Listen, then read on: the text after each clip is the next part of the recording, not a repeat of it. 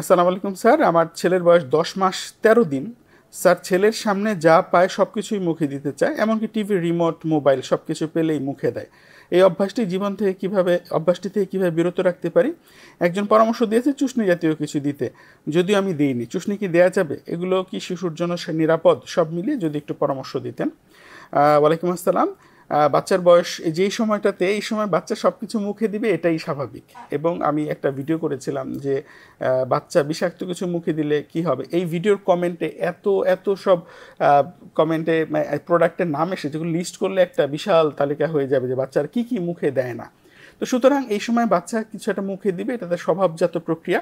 Usually আরেকটু বড় বাচ্চা হলে তাদের যদি আয়রন ডেফিসিয়েন্সি থাকে, রক্ত স্বল্পতা থাকে, সেক্ষেত্রে দেখা যায় পিকা নামের একটা রোগ রয়েছে, সেখানে ওরা সব কিছু মুখে দেওয়ার অভ্যাস থাকে। কিন্তু এই ১০ মাস বয়সের বাচ্চার ক্ষেত্রে আসলে এই রোগ লাগে না, সে এমনিতেই অনেক কিছু মুখে দিবে। সেক্ষেত্রে আপনাকে অবশ্যই শিশুর নাগালের বাইরে এই ব্যাপারগুলো রাখতে হবে এবং অল টাইম একটা কেয়ার গিভার এখানে রাখতে হবে।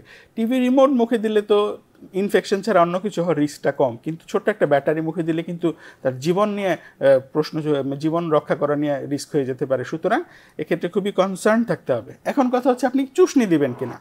চুষনি ব্যাপারটা খুবই আনহেলদি এবং এটা আসলেই উচিত না। টিথারের ব্যাপারে অনেকে বলেন, কিন্তু টিথার দিলে আমার কয়েক রকম প্রবলেম হয়। কারণ এই টিথারটা যেহেতু এখান থেকে ইনফেকশন হতে পারে, প্লাস্টিক এর টিথার থাকে, সেই টিথারটা বাচ্চার জন্য অবশ্যই খুব ভালো নয়। যদিও বলে সেফ প্লাস্টিক দিয়ে তৈরি করা, কিন্তু তারপরেও আসলে এই ব্যাপারগুলো অ্যাভয়েড করার যেহেতু সুযোগ রয়েছে, আমি কেন করব।